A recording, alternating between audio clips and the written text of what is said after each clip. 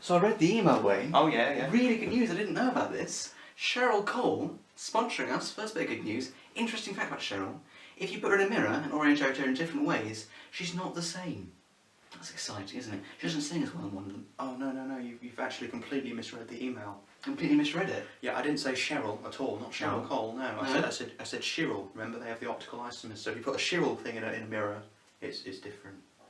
This isn't the first time you've misread an email either. It's almost like we couldn't think of an intro and you had to make up an email and you read it.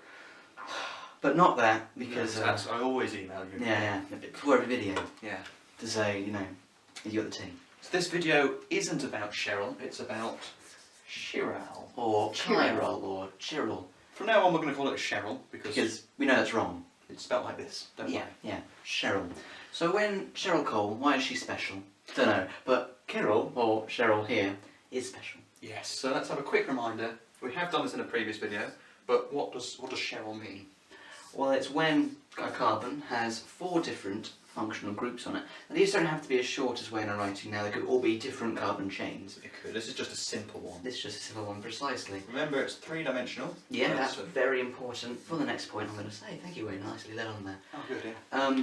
You can't orient, it has optical isomers. Yes, anything with a Chiral carbon will have an optical isomer, because there's 3 dimensions in space. These wedges, they're important. Yeah, so if I drew a mirror here. Yep. You're going to draw the mirror image. And that mirror image will be an optical isomer, which is a type of stereoisomer. Remembering that means they have the same molecular formula, but a different arrangement in space. You could never take this one and rotate it to look like this one, despite the fact that they have the same molecular formula. So it's Chiral because it's connected to 4 different things. And as Triv said, this could be absolutely anything, as long as they're 4 different things. And this here is the optical isomer. But we've done all this in a previous video, so what's new with this video? This is just a refresher. Well, the new thing with this video is we've started a pharmaceutical company. We always start new companies, and now we've started a pharmaceutical one with no money or experience. Or pharmaceuticals, in fact. Yeah, and probably not last long, but... No, we've called it handbags. Yep. Yep. For no reason at all. We're going to have rival boots pretty hard there. Yeah. So, what in pharmaceuticals we use Chiral things. Yeah. Stuff like paracetamol and ibuprofen. I can't say that word. Yeah. They're often such large and complicated molecules that they will have, at some point, a Chiral or Cheryl carbon. Yes, they often have benzene groups, cyclic alkenes, really long chains, lots of functional groups, and somewhere, as Triv said, at least one Chiral carbon, which means they have at least one optical isomer. Now the thing about that is only one of them, well, perhaps only one of them, may work, because all biological things in your body, or membranes, have very specific 3-dimensional structure. They do. The proteins in your body will only attach to optical isomers in a certain way, a certain orientation. Yeah, so if you get the wrong orientation, it won't work, or may even be detrimental. Yes. So if we say paracetamol has 2 optical isomers, it may well have more, because it might have more than one Chiral carbon. I don't know the structure off by heart, but let's say it has 2. Okay. This one cures headaches. That's what you want to do. That's what you want to do. This one causes nosebleeds. That's bad, or, yeah. Coughing or throwing up, whatever. Bad things. Side effects. So, what pharmaceutical companies want to do is remove that. Yeah, you don't want that in a paracetamol. So we only want this right-hand side, whatever it is, this isomer. And that could be a problem.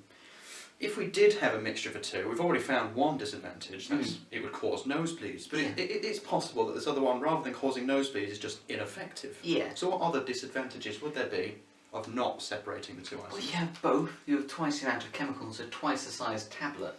You need to have a double-sized capsule just to give the same effect as a half-sized capsule with just the one that's effective. And that's just not economic for a company to do that. So it would cost more to have the capsule.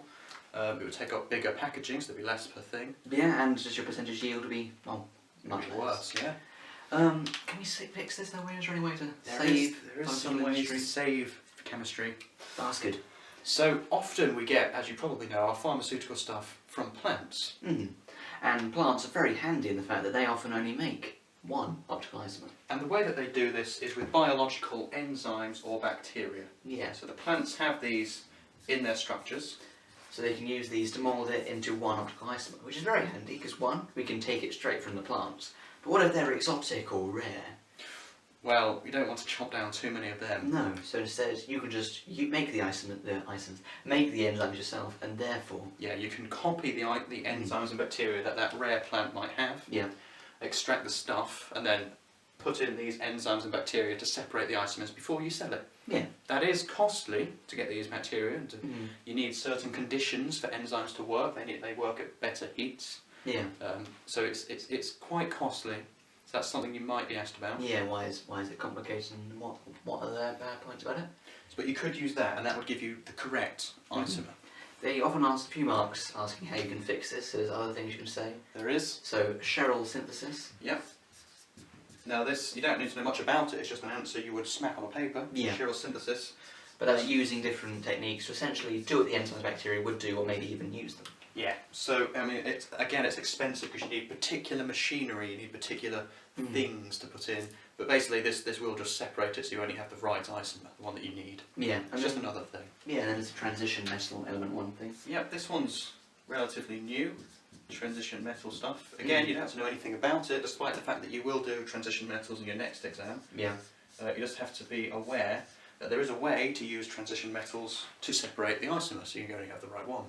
And that's what they want to do, and that's what they do. And that's what this video is all about. So this is the only thing stepping up from what we did on Chiral before. You have to know what it is, but now where it's used. Yeah, keep in mind Pharmaceuticals. about the function of them in general.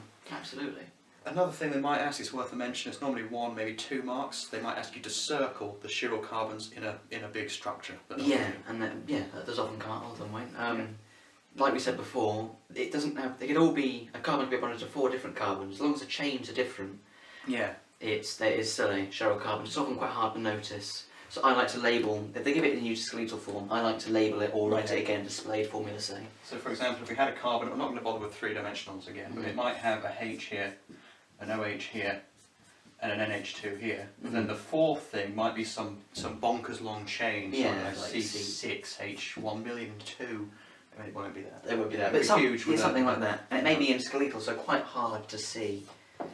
So because this is bonded to not the same as the other 3, despite the fact that that is huge, that is still a chiral carbon. Yeah. Worth mentioning. And that's the kind of thing you might have to notice.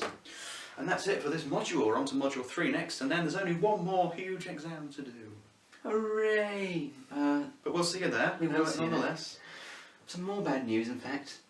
Cheryl Cole isn't sponsoring us. Cheryl, you're not sponsoring. I think you should sponsor us, Cheryl Cole. Yeah, please sponsor us. Just please. Yeah.